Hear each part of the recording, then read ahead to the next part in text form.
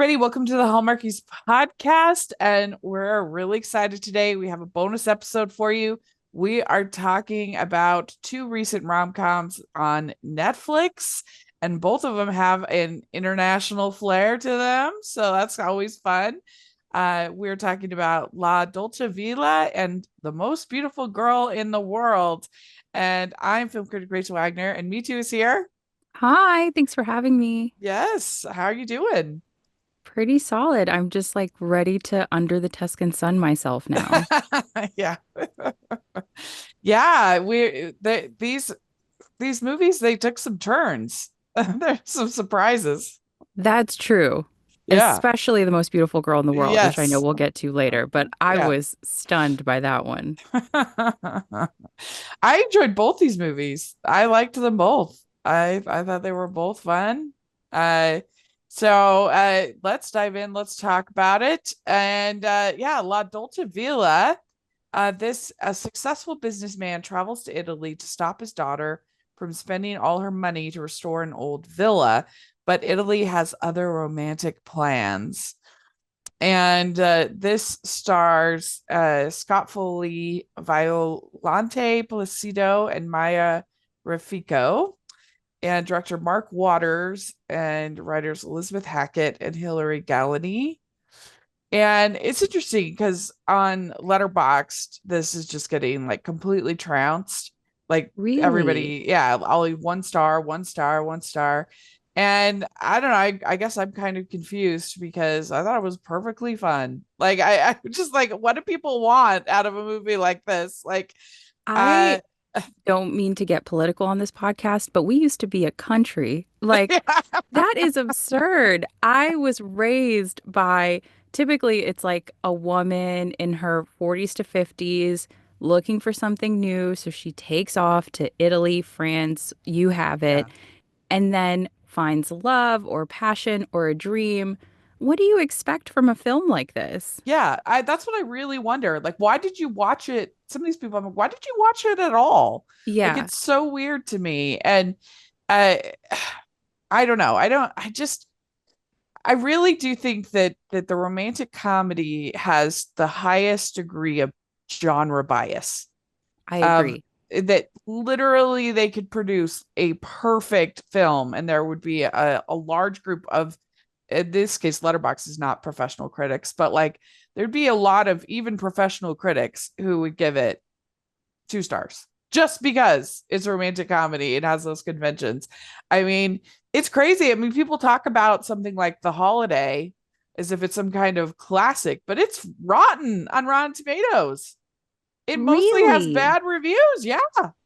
I mean, One rule I made for myself a long time ago is I don't look at comments on things and I uh, try to limit like general ratings like that, like a yeah, Letterboxd or a Rotten Tomatoes, where I might see something that makes me uncomfortable.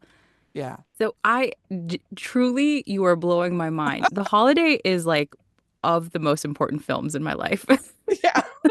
I had I no mean, idea. yeah, it's People don't like it. crazy. Jack Black as a hot lead. Yeah. Wow. 51%. Half of Wow. critics felt it was not worthy of a recommendation. The Holiday. That's stunning. Yeah. It's bizarre. And you Hmm. read most of the reviews and they're like, this is so like ridiculous. This is so predictable. And I'm like, what? What? Like, and also like, why is it so crazy? Like, and I get the houses are a little over the top in The Sure. Holiday, not to go on too much of a tangent. I get that those two houses are very nice. But aside from that, what else is crazy? They just go on vacation. Like, I just don't understand why this is like, wow, this is, some lifestyles of the fabulous. Like, I don't know. It's just bizarre to me. But, and I get some of other Nancy Meyers movies have that, with the fancy kitchens and the whatever. But like The Holiday, I don't know. I just feel like it's pretty basic. Two women going on vacation, having If to fall in you've love. Like, I just don't think it's that like wild and out there. No, I know far too many people who've gone on vacation and had a crush, and then the Yeah, movie gets to take it further, and you fall in right. love with that crush and you figure out life together because it's cinema, it's the films. Right. Yeah. It's crazy. And we think that I think some people think that the considered quote unquote classics of the genre, that of course those everybody would love, right? Like a Bringing Up Baby, or a Mm, It Happened One Night, or these classics from the 30s and 40s. I have no such confidence. I absolutely not. If no. those exact same movies were released today, they would be dismissed as, a His Girl Friday, or they would be dismissed as a woman's film. And it's just crazy. But anyway, yeah, I I thought this was perfectly cute, because not only do you have the escapism of going to Italy, but you have like a nice father-daughter like story, I thought. Yes, I loved seeing Scott Foley in this role. Admittedly, I haven't seen him in much outside of Scandal, so I was like, "Oh, you can be lovable. Like you can be not like a killer." And so Yeah, it was really nice to see him as a dad. And I agree. I actually thought the more interesting love story for me was between, I guess love story is the wrong word, but maybe relationship story was between father and daughter. Like yeah, the transition in this movie from him essentially begging her to say, like, even I want you around, all the way to toward when we get to the end of the movie, her almost begging him to want to stay. yeah, I thought yeah, that was and so beautiful. then both kind of dealing with their grief in different ways, Hmm. and I thought was like nicely done. And I know him more from Felicity, is how the old show Felicity, Yeah. and so yeah, that's going way back. It was nice to see him again in this, and I thought he was really nice. He was very warm, affable. Um, I liked the his romance, and then I liked her romance, and a lot of Italy. We kind of joke on the podcast that you really can only fall in love in Ireland or Italy in in romances the last since the pandemic. Italy and Ireland must be given some nice tax write-offs or something, because both of those, I mean, it's not just, especially Italy, it's not just Hallmark movies or rom-coms, but there's been so many movies set in Italy, with Mission Impossible, Dead Reckoning, the Yeah. Fast and Furious movie, the list goes on and on. And it's effective every time because I Yeah. absolutely watched this movie and then looked up €1 houses. I did, as if I have ever put hammer to nail in my life. Yeah, yeah. So it starts out, he's coming to Italy to get his daughter. His daughter has bought this villa, and he thinks this is a crazy idea, because I mean, it would be a money pit, probably. For sure. I mean, it Yeah, didn't appear to have floor, water, pipes, yeah, like just electricity, kind of the yeah. things you need to get by. But evidently, everything is kind of buried within the walls. Hmm. You just have to take down some walls, and you'd be good. Perhaps a And metaphor, yeah, it was Grumpy Mario's villa. another And metaphor. yes. And she is very, like, she's gonna live here, she's committed. And and then the only thing is, I felt like, for how committed she seemed to be, she sure accepts that apprenticeship pretty quickly. I I would think that thought would be a that little harder of a decision for her. I thought there was going to be a back and forth. I was like, oh, another plot introduced in the movie. And before I could complete that thought in my head, she was like, Uh-huh. yeah, I want to go to Rome. It's like, Yeah. whoa, all right. Yeah, I was surprised, because she had given so much to this, and she had dedicated so much to this, that was interesting. But he keeps asking her, is this a flip? And then he gets annoyed, and he's taken off a month to help her with this, from his company that he runs and owns. And I forget what was his company was, like a meal. Consultancy. He consulted restaurants. And I think Yeah, the build of kitchens generally because he also spoke about building a home kitchen for two chefs. Yeah. Ho, ho, ho! We'd like to take a second and thank our sponsor for this episode of the podcast. It's the Hallmarkies Patreon. Do you love Hallmarkies podcast, especially at Christmas? Do you enjoy the holiday previews, recaps, interviews, and bonus episodes? If the answer is yes, please consider supporting the Hallmarkies Patreon. We need your help to do what we do both during the Christmas season and all year round.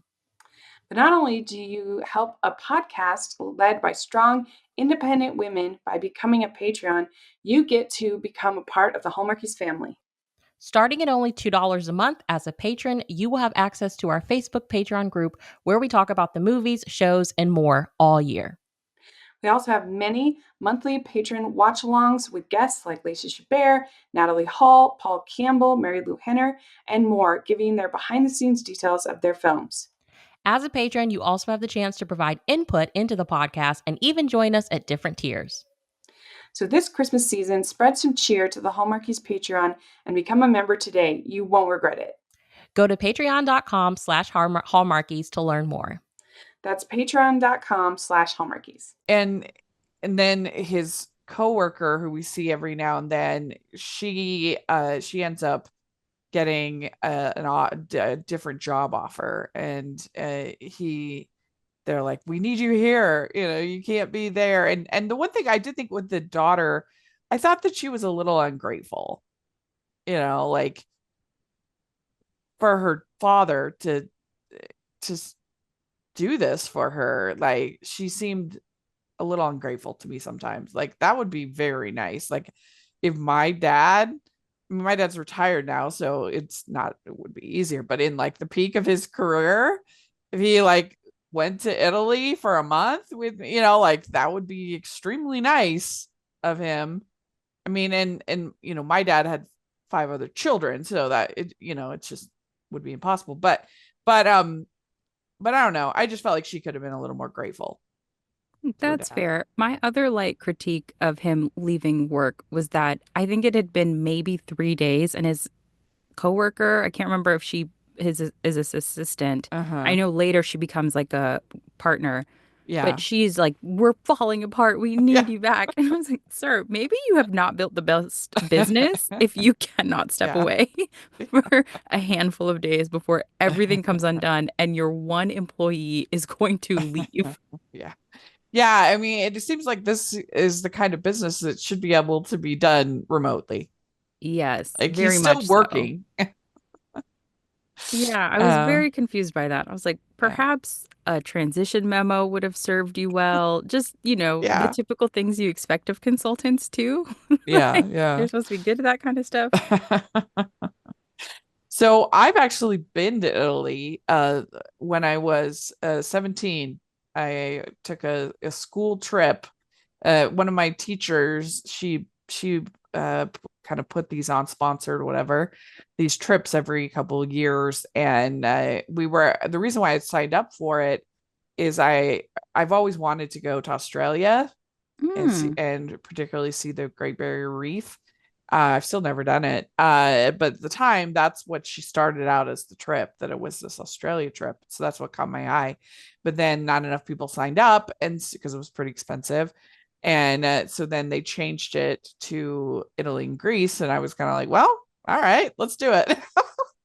Nice. And so I went when I was 17 to Italy and Greece, and it was interesting because I mean, this was part of a tour, so it was, maybe different than some people's trips, but and we went all over the country, and then over in Greece, and I at the time I preferred Greece over Italy in pretty much every way, because I had like no budget at all. Like, I had spent everything to go at all. And I think I had $200 of spending money for a 12-day trip.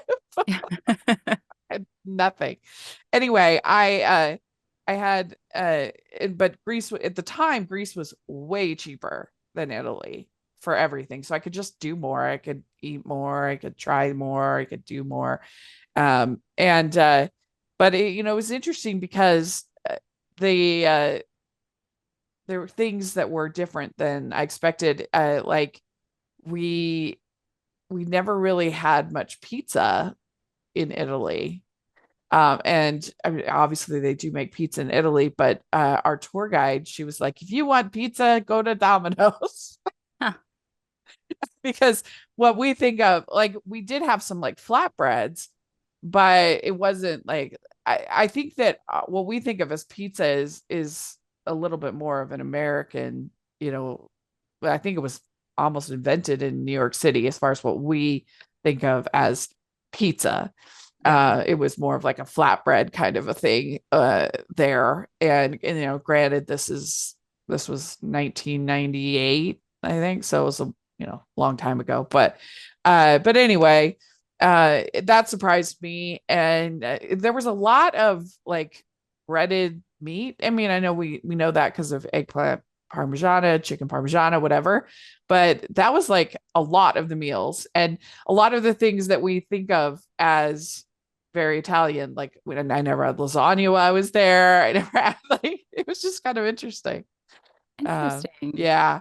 And I'm sure it depends on where you're going. And the I liked everywhere that I went except for I did not like Pompeii. Pompeii was not for me. I didn't like it. And I mean, the whole place is just very creepy. Yeah. There's all these ashen casts, and this, you know, it's like it just feels weird. And then the thing, the thing is that there were all of these really mangy, gross dogs all around. Mm. So wherever you were walking, there were just these really not pleasant dogs. And so I just did not, I would never go back to Pompeii. I had kind of a But different experience when I went to Italy. I yeah, studied abroad, and I went to Rome and I loved it. I went to Pisa and I was almost, or I went to see the Leaning Tower of Pisa, and then I I was didn't almost see that. stuck there because of a bus protest, Oh which no. apparently is a big risk. It's like at any point transportation workers can strike. Oh no. And then I loved Florence specifically so much that we ended up extending our stay by a few days. Mm. And I ate like an unbelievable amount of food, like an amount of food that surprised me. Sometimes at the end of meals, you'd go like, "Huh, how did I do that? How am I still standing?" And it was Yeah. just such good food. Definitely I identified with the food. And it's funny that you mentioned like being a broke kid. I've Mhm. recently started visiting places that I visited when I was a kid, and it's an entirely different Yeah. experience to have I'm not anyone's rich. I simply have an expendable income now that absolutely did not at Yeah. 20. And so when I went back to Paris recently for the first time since I was like 20, 21, and I was like, "Oh, wow, the food here is great." Like because I can afford to eat at a restaurant. Yeah. That's true. That's very, very true. And I guess that it just surprised me that a lot of the things that I associate with Italian food I didn't get served. But then That's true. You're they not were getting a chicken parm. yeah, they were cooking for a lot of a lot of people, you know, because it was this big tour because it wasn't just our group, it was like seven or eight other groups all combined together to make this group. And so I'm sure that it was more sort of when not industrialized, but you know, for large groups, it's just not going to be the same as, you know. Um, but the other thing too, this is true anywhere I've ever been in Europe, the salads are not good. No. Not no good. Like we make salads better in the United States than anywhere else I've ever been. It's like there was just like some fricassee and like a little bit of oil and vinegar and some olives, you know. It was just like so like nobody makes like a really good salad. Well, I'm sure they do, but that I've had. I Americans know how to make a salad. That's true. We know how to load up a salad. Yeah. But yeah, I as soon as you say that, because I would love to go back because I haven't been since I was 17. I would love to try, go again. And because last time I went on a, real structured tour, I'd love to go and and not be so regimented. We had 2 days in Rome, 2 days in Florence, 2 days Mm, in the Amalfi Coast. Um, yeah, but I would never go back to Pompeii. Did you go to Pompeii? I did not. That's actually been on my list. It's helpful to know that you found it to be so creepy. I think it's so interesting that like you can see literally how people lived because of these Yeah, casts. yeah. And maybe now as an adult I would appreciate it more on that level than I did then. But yeah, the dogs were amazing. I Yeah, really, that is hard. yeah, because I don't know. But anyway, let us know if you've been to Italy. What are your favorites, places, destinations? What do you enjoy about Italy? We'd like to take a second and thank our sponsor for this episode of the podcast. It's Harpeth Road Press and author Savannah Carlyle's new book, The Summer of Starting Over. Callie left her island hometown years ago with big dreams. She knew precisely the star she wanted to be, and she achieved it, at least for a little while. Jesse Thomas had always planned to move to Nashville with Callie, but he was supposed to get there before her, knocking out his first year at Vanderbilt while she was still finishing high school. Neither of them imagined she'd get discovered so early or that family turmoil would put Jesse's family on the brink of financial collapse. He needed to be on Big Dune Island, and she needed to leave. Then all her dreams came crashing down. As she sorts through the wreckage of her career, her uncle Lonnie forces her to return to Big Dune Island to clean out the family home he's recently sold. And she knows she'll have to face Jesse. Pick up The Summer of Starting Over by Savannah Carlyle wherever you purchase your books or use the affiliate link below. That's The Summer of Starting Over by Savannah Carlyle. Add it to your must reads today. This movie, he gets the idea for this cooking school, and I was a little bit unclear, like, yes, she's planning on living there, but and she wants to be like an interior designer. Is that I right? think she discovered that she's good at interior design from building the house, and then the contractor, the best contractor in town, slash the only contractor in town, said that she seemed to have a really great eye for it and should pursue it professionally. Because I And was a little bit unsure what was she planning on doing to like, so she spent her savings on this house, on renovating this house, and what was her plan after that? I was a little unclear. I think she was gonna vibe in that house. I I guess really so. do. Because you have to have a job to get a visa if you're planning on living somewhere, like you can't just buy a house, like you have to have a job.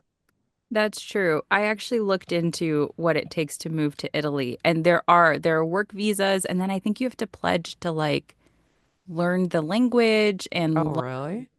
the culture. Like you take a pledge to do some level of integration if you plan to stay more than 6 or 12 months, something like that. Oh, Which she seemed to be up on that. She seemed to speak Italian pretty well. yeah, yeah. I Well, know how that's to ask someone their reasonable. name and how to tell them my name, and that's about it. Uh-huh. Yeah, Oh, and yeah. where's the bathroom? That this is another thing that in like my experience in Europe is that they almost nowhere do they have water fountains, drinking fountains. Uh, Yes. and you would think that, like, you got all these socialist countries, you think they would be a big fan, of public water for everyone. No, no. And like, this is the, again, sorry, all these tangents, but it's just funny to me because you would think that one of the things that would be like a constant over all humans is we basically all need to drink the same amount. Like, we're all humans. Like, shouldn't we just need with the same amount of fluids? No. Wherever else I've been, including Japan, everywhere else I've been, like, you get these tiny little cups of water. They a lot of times you have to pay for, but it's just like people like here we've got like super big gulps and these giant drinks and multiple refills, and it was like, why do we need more fluids? Like, why do we need more water?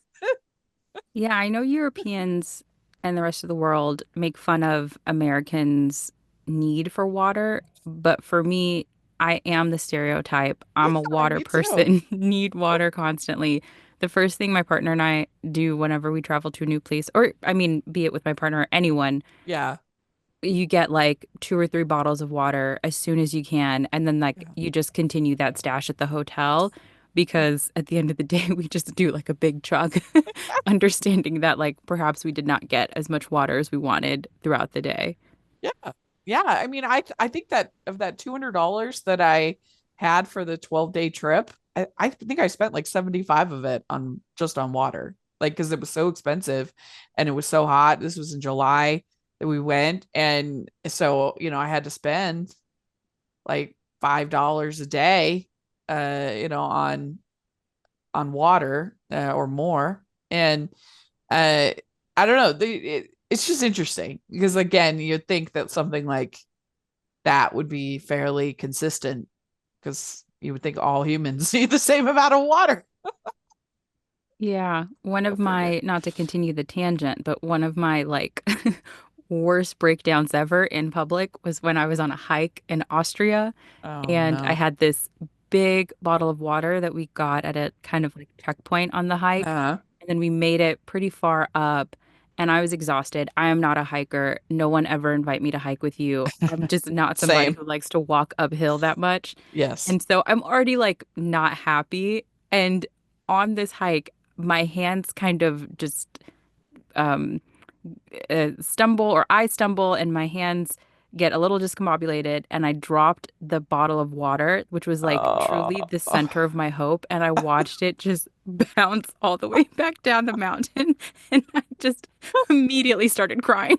And I am not someone who gets emotional like that, especially like in front of people. And I yeah. just there was like not a millisecond between like watching that bottle go down and tears. I was like, Yeah. I'm done.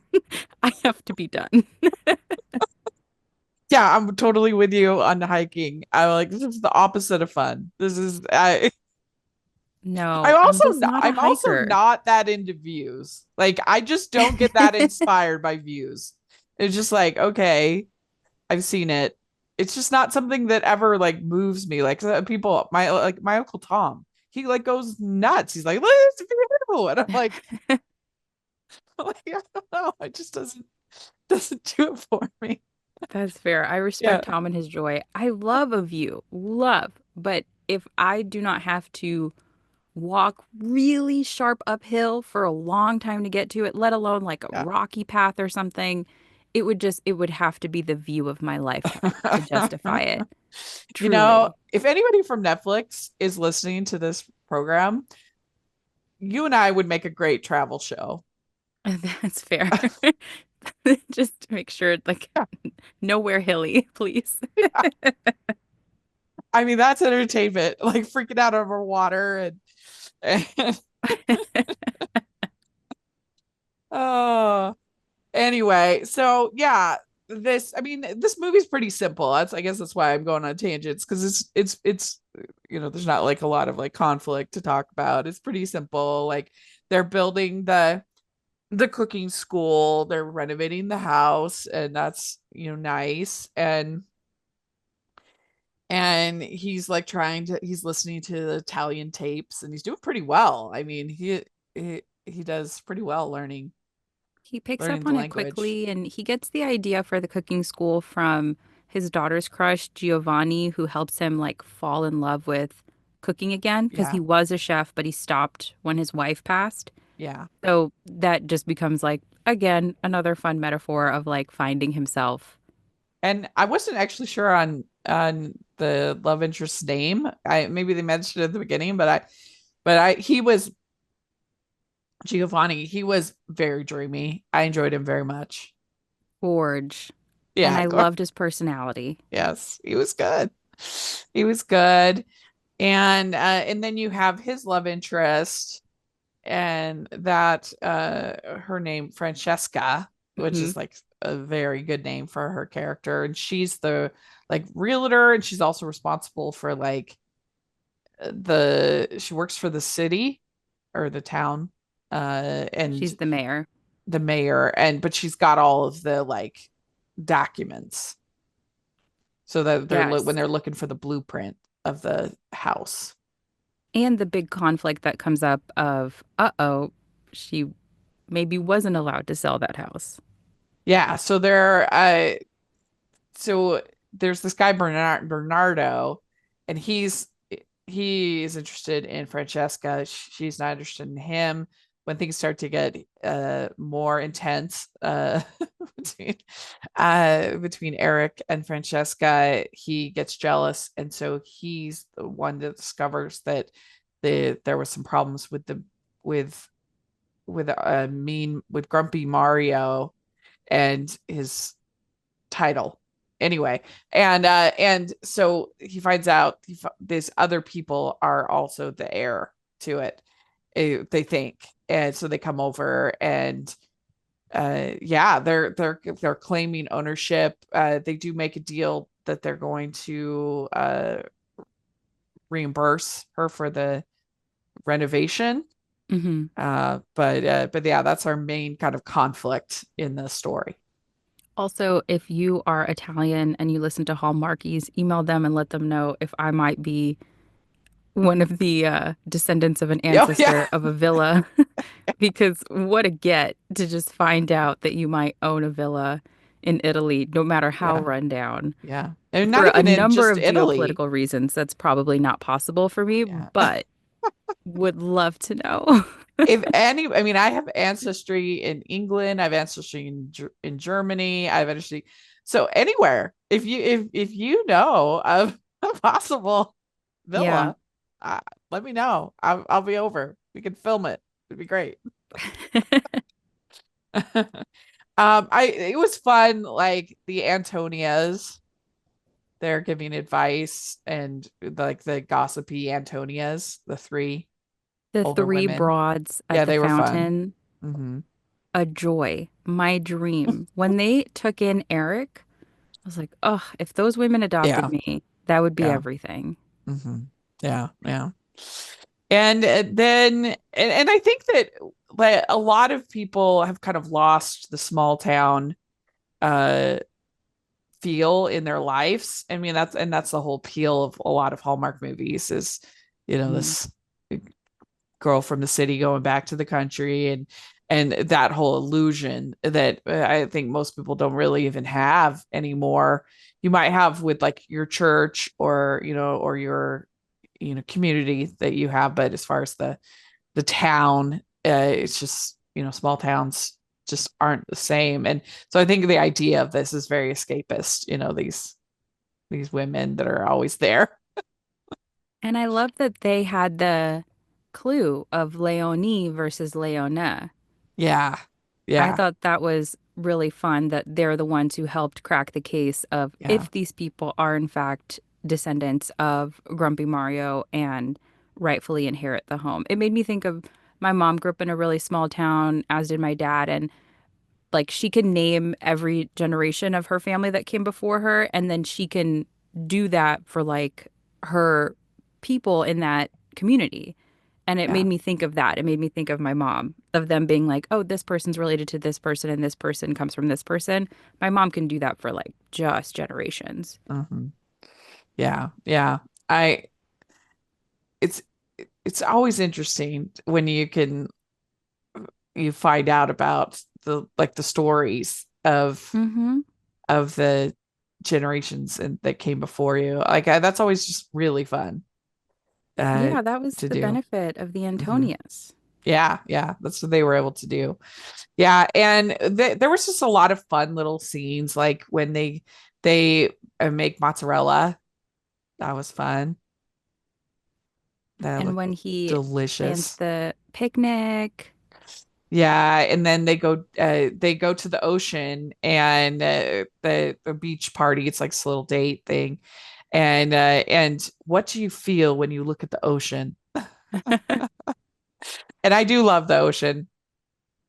Me That's too. probably that's probably my thing that I get the most excited about as far as nature is the ocean, because I do just think it's beautiful. But yeah, my dad loves like Red Rock, Southern Utah. thing. Mm. And I don't dislike it, but it doesn't like especially excite me. And remember when I was like going away to college, like we took this trip and we're down in southern Utah. My dad, my dad was like, look at all the rocks. Look at the rocks. That's amazing. And I was just like, Dad, I'm not going to get that excited about rocks. I'm sorry. It's just not going to happen. Dad, you can't make rocks happen. I love it in A Bug's Life, when Flick's like, I spent a lot of time around rocks. And so I think that I would be more on Team Ocean if it was anything. But when I feel, what do I feel when I look at the ocean? I mean, it's such a cliche, but I do feel calm. It's very relaxing to me, the ocean. Same. It is my favorite place to be. Hmm. I love the ocean. So maybe Netflix, send Rachel and me to the Yeah. water. I mean, don't you live pretty close to the ocean? Not close to a beach that I want to swim off of, but Mm. I do try to vacation every few months. And so I recently went to Aruba for the first time ever last Ooh. fall, and it was so lovely. And one of the things we did was we just booked a boat, and the captain drove us to like this drove. I don't know what the term is for a boat steered us Yeah. to like a pretty remote feeling part of the ocean where it just felt like there weren't other people around, and he was like, all right, jump in. And we were like, language barrier, like, is that okay? We could just jump into like this area and it's safe and it's fine. And it was so lovely. And I Oh, my favorite thing to do is just to like swim out to where, as deep as possible as it is safe to go. And then I just love like standing, for lack of a better word, like not with my feet on the ground, but just kind of floating and taking it all in. I yeah. love the ocean. I Mm, love how big it is. yeah. Me too. I like being at a pretty rough surf, like not too scary, but like enough that you can kind of ride the waves and it goes up Yeah, and down and up and down. Like that's really fun. I like to get out there and like actually swim, that's true. That's you know. nice. It's a good feeling. Hmm.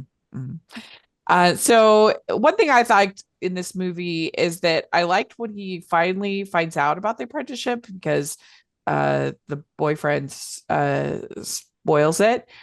He's like fine with it. I I was love that it wasn't expecting even a him to conflict. like, yeah, I was expecting him to like make a fuss, and he's like, I don't know, like to me that's being a good dad because he's just like, I support you, and this is a reasonable decision. It's not like, you know, it's not like she's doing something dangerous or stupid or, like, so I, Yeah, I appreciated that they didn't make that into much of a conflict, that's true. That was really nice.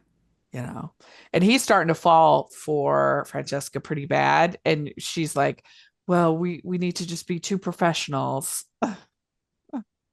being They professional. literally fall over each other a couple times. Yes. Yeah. There were several instances where they do the rom-com fall where they just Hmm. happen to just, oh, we just fell right on top of each other. Which I always love those. I love the magic of rom-coms because if you really fell on top of someone, that would actually be physically devastating for both of you. It would be I terrible. mean, can you imagine? Like, especially if you barely knew them. Like, Yes, that's true. I live in a city, and one of the most horrifying moments of my life was when I first moved here and I was on public transportation and I wasn't holding on to the like pole thing well enough, and the train really rocked and I fully landed in another man's lap, oh which no, was that extremely painful for me, probably very painful for him. I heard like an oof when I landed. Like it was not sexy. And I just scrambled off of his lap. I apologized profusely. That man and I are not married today. It was terrible. It's like it it's is, the love those of your things. life. I mean, I know. I need to ditch my fiance today and get with this man. yeah. Find my train partner. Yeah, I was I mean, because they always, of course, they always do that in Hallmark movies, like where people slip on ice or whatever. Oh, we have to just fall right on top of each other. Yeah. It's like, no, I could have like, I don't know, shattered something in his pelvis. Like, like, no, thank you. But it they had a nice flirty relationship. It was fun, They the had two of them. great chemistry. Yeah, they did. They did. And so then we have we have Bernardo bringing in the new heirs, and then we also have the coworkers like, I can't do this without you, and she gets this other offer and he's gonna leave. And Francesca goes, we should have kept it professionals. Oh no. And then that's when they find out the heirs aren't the real heirs. This is the Leone versus Leone, and she races to the train station. I lost the villa. I don't want to lose you too. That was I good. love that was another great rom-com moment where she Yeah, races to the train station, the camera pans around, and he never got on that train. yeah, And she that is even good. said, "Oh, you got off the train." And he saes, "I never got on." And it's just, ah, I Yeah, love rom-coms. I did. Yeah, clearly, but yeah, I mean, I think that you can do train stations now a lot better than, I mean, especially like a small town train station, because you don't have like the same security that the airport. The race to the airport has gotten more challenging. I Yeah. still love a good race to the airport, but yeah, race to the train station. I love that moment. I've seen that in other movies before. It's like, oh, you didn't get on the train. It's like really fun. It's the best. Yes. And I lost the villa. I don't want to lose you too. And so these fake heirs, they turns out they have a different villa that they own, and but they are also very into it. They're like, let's do it. Let's Yeah, they were renovate. down. Oh man, I wonder if there really are like tons of vacant uh villas in Italy. There are. If you Hmm. Google like €1 homes, I wouldn't Uh-huh. say tons, like as if there's like a Zillow's equivalent, but there are more than you'd think. Yeah, yeah. Well, then we get that he's decided to stay, and they're merging with this other company that wanted to hire the coworker. Hmm. So everybody's coupled up by the end, happy ending. It's all great. They're doing the cooking school. Is really fun. I don't know. I would give this probably a 4 out of 5 crowns. I found it I completely agree. thoroughly enjoyable. I mean, I was fully looking at places to visit, and then as shared earlier, I looked up visa regulations for Italy. So the movie worked. Yeah. We'd like to take a second and thank our sponsor for this episode of the podcast. It's the Hallmarkies merch store. Are you looking for that perfect gift for the postable, hearty, or Hallmarky in your life? What about getting that t-shirt or hoodie that will help you stand out at your next holiday party? Now is the time to check out the Hallmarkies merch store. Full of festive designs by artists like Jessica Miller, Carrie from Hallmark Comics, and more. You can even have more than just shirts, but totes, cell phone cases, notebooks, mugs, and more. And it isn't just Hallmark. We have designs for Anna Green Gables, Man from Snowy River, The Nanny, and more. Every purchase at the merch store goes to help support the podcast and allows us to make the great content you know and love. There are frequent sales, so go to tpublic.com/stores/hallmarkies or see the link in the description. That's tpublic.com/stores/hallmarkies. Okay, so our next movie, The Most Beautiful Girl in the World. Now, this is really interesting because this is an Indonesian film, and I don't know if I've ever watched an Indonesian film. I certainly have never watched an Indonesian rom-com. So, this is kind of fun, try something new. And it's a playboy stages a dating show to earn his inheritance by granting his father's last wish for his son to marry the most beautiful girl in the world. And director Robert Ronnie And the stars are, and I apologize, I'm probably say these wrong. Riza Rahadian and Sheila Dara Aisha are the two leads. And I enjoyed this. I mean, it definitely like it was kind of bonkers. It goes I was like, what? We're on a desert island? I didn't see that coming. I paused the film when I thought it was over to like quickly grab some water, such an Uh-huh. American, and I saw that there was over 1 hour left. And I was Yeah. like, now, how could that be? I Yeah. truly thought we'd reached a wrapping point. It was when they were about to take to the stage for him to pick his Yeah. most beautiful girl in the world.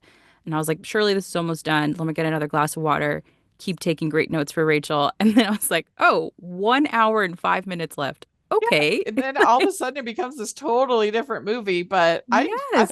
I had fun with it. It also reignited my desire to visit Indonesia. So again, Uh, maybe I'm just trying to go somewhere, but this movie was also effective, I will say. and I mean the title, The Most Beautiful Girl in the World, because it's just the most beautiful people, because everybody and everyone in this movie is like stunning. Yes. Oh I my thought it was so gosh. interesting to have Kiara be like kind of our humble lead. Like, she's a worker, she's a Yeah. producer. She's not supposed to be one of these models on stage, but she is stunning.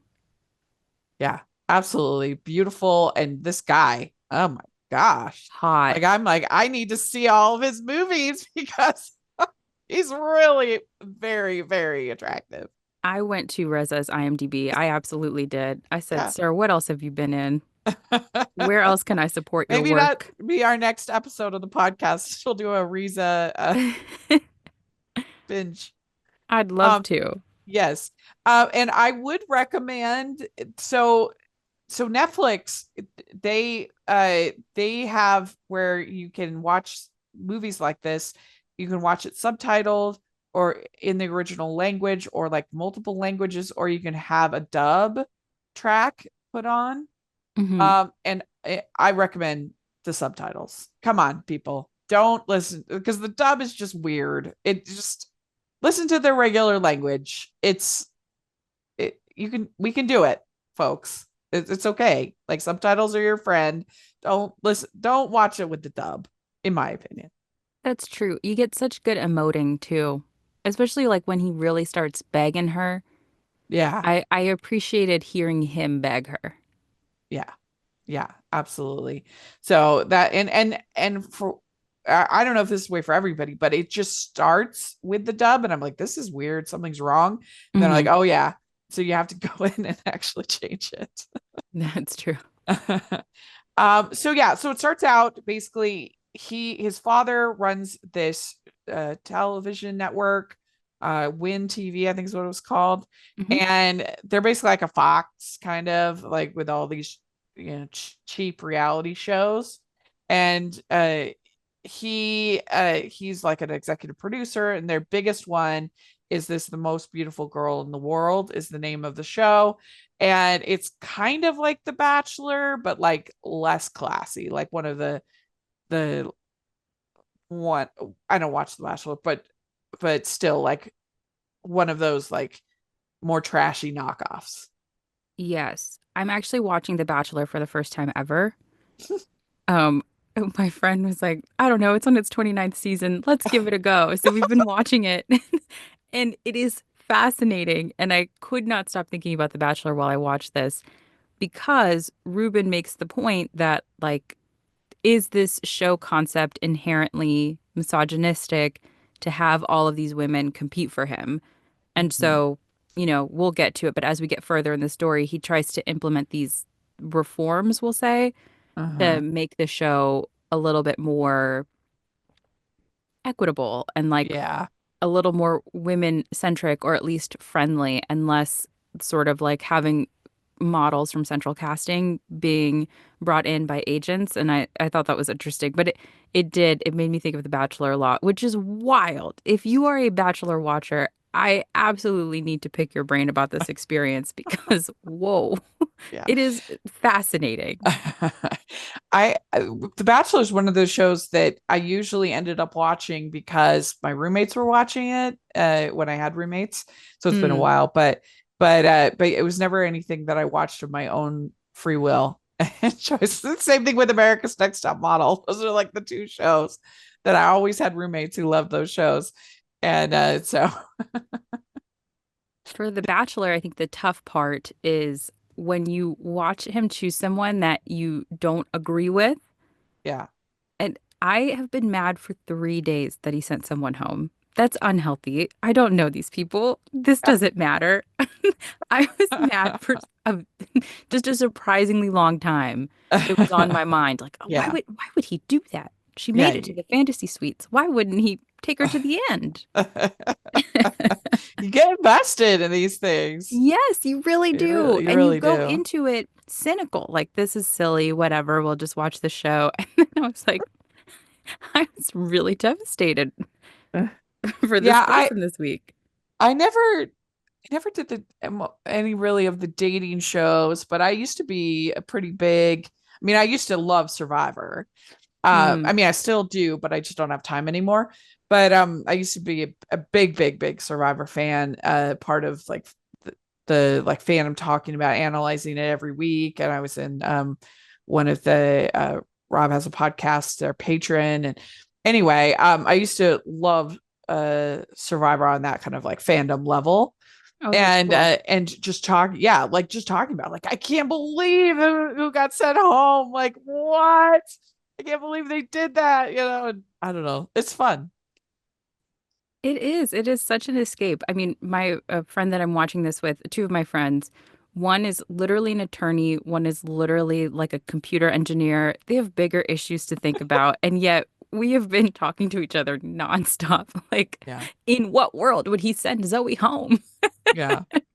So his dad ends up so he has this negative relationship with his dad, and then his mom had left when he was little, and so he feels this he's not in a good place. He's kind of bitter, I would say. He's sort of bitter at the beginning, and then his dad dies, Mm. and his dad makes a part of his will that he will have to find somebody and marry somebody in 6 months to get anything, and that it has to be the most beautiful girl in the world, which is a very vague criteria. Yes. Like I mean, does it I guess it has to be a winner of the show, I mean, or who determines the most beautiful, I guess it's the show. So he agrees to do it, and then uh, he agrees to be the bachelor, and then he says he's going to make it better, he's going to make it less tacky, he's not looking for a trophy wife. So yeah, and they have a few little interactions, and he says, do you always have to have the last word? That's kind of a theme. That Yeah, was such a great exchange between them. I loved their chemistry. I love that their yeah, first they had meeting good is her chemistry. literally rolling her eyes at him, and then he is so shaken by it for a while, Yeah. takes it into his later meetings, like, and who is she to roll her eye, you know? And then later that having the last word in that first production meeting where he goes, okay. And she's like, okay. And he's like, let me have the last word. And she goes, I didn't know okay was going to be your last word. And they're just doing this back and forth, like kind of who's on first thing. That was so funny. I truly found myself smiling like Yeah. big watching them. The only thing that I wish about this movie is that I could have used like a bit more steam. I Mm, mean, I guess I people can tell me if you watch a lot of Indonesian rom-coms or dramas that it seemed like it was somewhat similar to the K dramas, and I haven't watched tons, but the K dramas that I've watched, which are also very chaste, uh, yeah.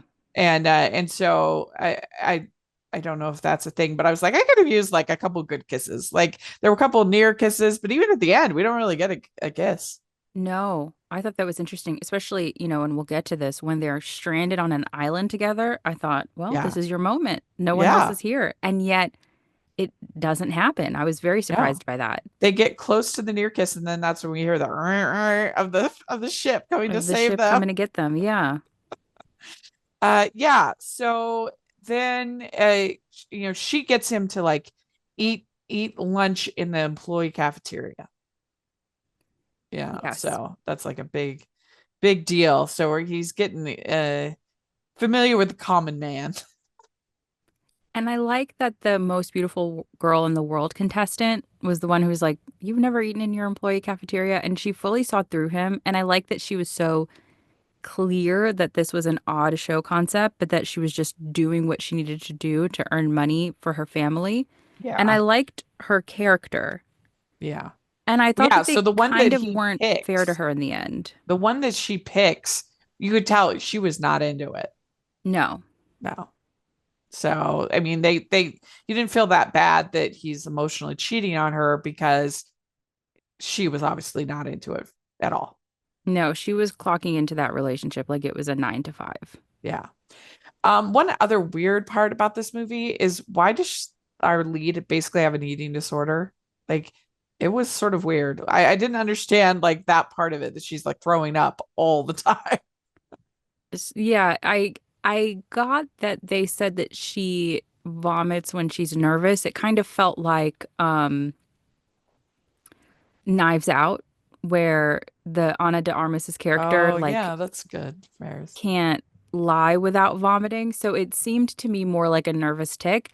I did think there were a couple times where she vomited, for example, when he did that press conference announcing the show, where Yeah. it was going well. So I was like, sister, I'm not here to judge. I'm really not here to judge anyone else's anxiety, but what about this is stressful? Like, no one's done a Yeah. gotcha. Why do you have to run off to throw up?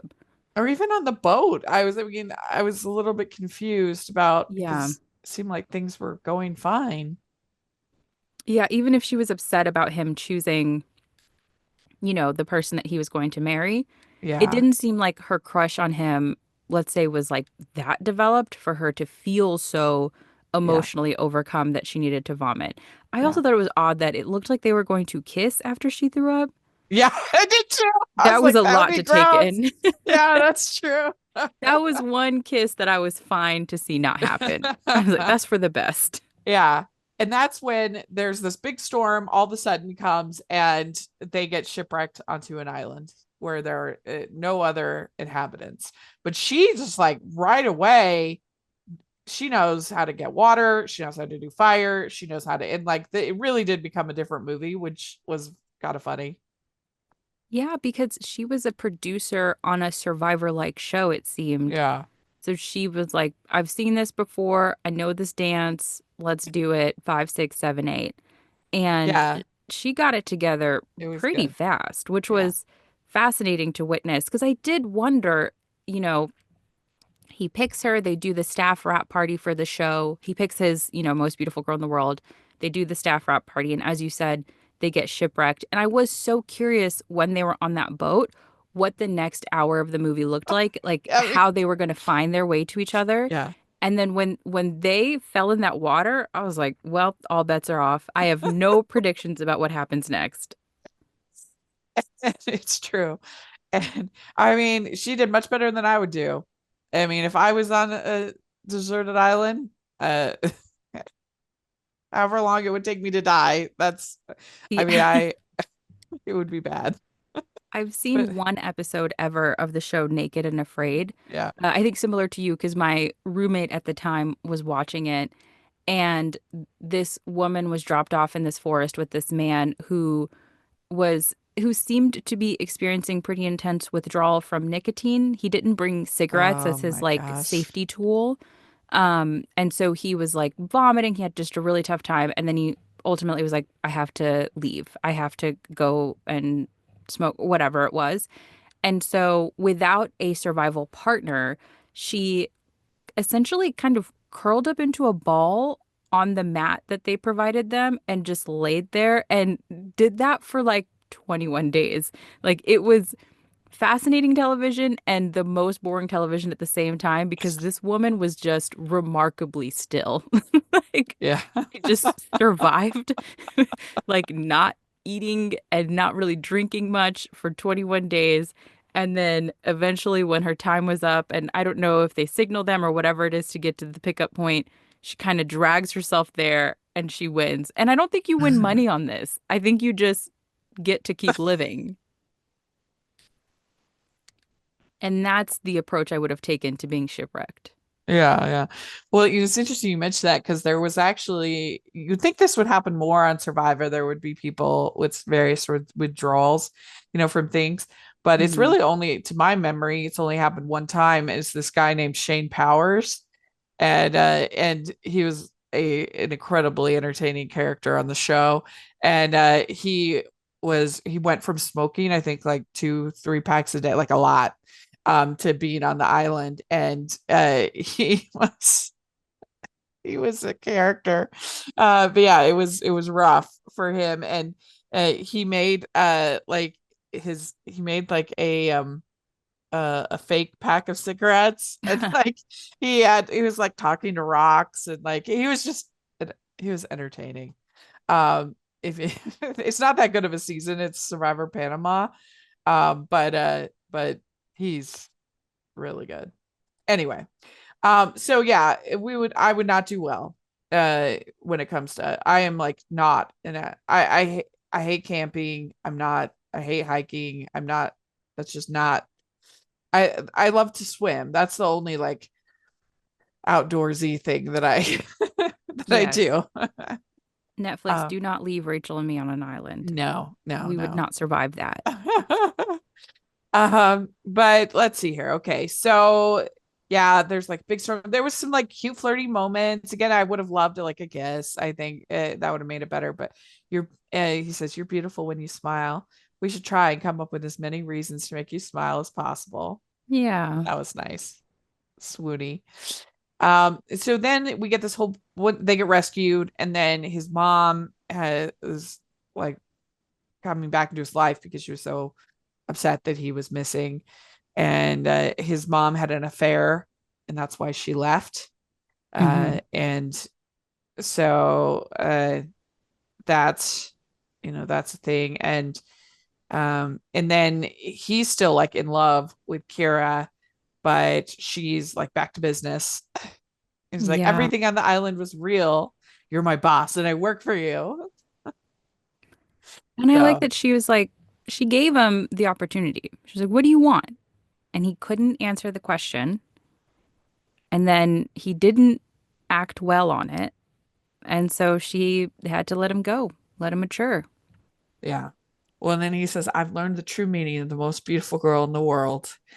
And he asks her to marry him, and she says, no, I can't be part of your TV show. I'm not your way out. So Yeah. he ends up giving up his inheritance.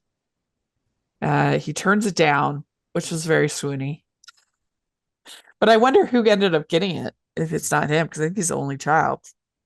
Yeah, I didn't quite get that. And it made me think of all of those Cinderella movies that we watched, where Yes. I was like, maybe wealthy men should not be trusted with their last wills and Yeah. testament. Like, Yeah. maybe that's not their forte. Yeah. It's true.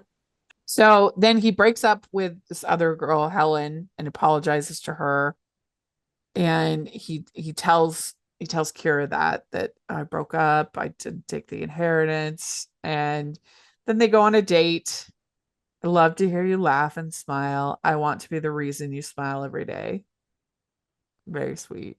I thought that was very lovely. And I Yeah. like that they kind of came back to each other as whole people because Mhm. she seemed so much more confident too. Yeah. Yeah. Hopefully she's getting over the puking thing. Hopefully, right? Because you'd want to be able to get through a dinner with her. Uh, yeah. I mean, it's not good to be doing that whenever you get upset. But there we go. That's this movie. I could have used like a little more steam, but I guess I mean, I don't know if this is people, if you're listening and you've seen a lot of Indonesian movies, let us know is this is like typical or different, than the other movies. And if you have, give us your recommendations. That's true. Let us know what to Yeah, watch next because Indonesia, you have my attention with this film. absolutely. Yeah. And I think Indonesia, let me pull up the Wikipedia again, but I think it is like, I can't remember the proportion, but there is a huge, yeah, it's an 87% Islam, Muslim population. And so I'm not sure if that is part of it. Like, is it like a bit conservative? I know, for example, places that make films that have like a more heavily like traditionally Christian population, sometimes like those films are also much more on the side of rated G. So I don't know if it's like a cultural, religious and Yeah. cultural thing. Yeah, I'd love to know.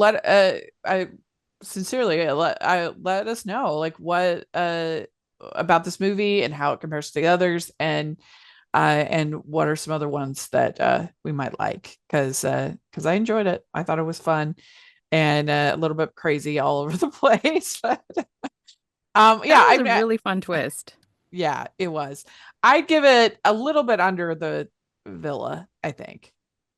Yes, I think the 2 hours was tough. So Mm. if it's a little under the villa, I totally agree. But I don't think far under. I would say like, let's Yeah. say 3.7 or something. Yeah, yeah, 3.75. I think that's good. Hmm. That's good. So let us know again what you think of these two movies, and we would love to hear your thoughts. And so me too. Thanks so much for doing this. And where can people find you? You can find the Pilot Podcast where we review the pilot episodes of TV shows to let our listeners know if they should watch them at thepilotpodcast.com. You can email me bachelor theories at askthepilotpodcast@gmail.com. And we're at the Pilot Pod on social media. Great. Yeah, we'll have all that in the description. You shall definitely all check it out. And you can find me at Rachel's Reviews, all over social media, iTunes, YouTube, and on Rotten Tomatoes. So check that out. Also, make sure that you're following the podcast, Hallmarkies Podcast, all of our social media. And if you are listening on iTunes, please leave your ratings and reviews. That really, really helps us a lot, and it's free. And rate Pilot Podcast as well on iTunes.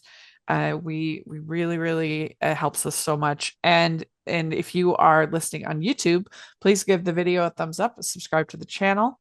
We're getting closer and closer to 10K subscribers, and we Wow. really want to make that happen. So please, please, please do that. And we also have our patron group, which is the biggest way you can support everything we do. And we have monthly patron events, which are really fun. You're going to be hear from talent, Q&As, watch alongs, other things like that.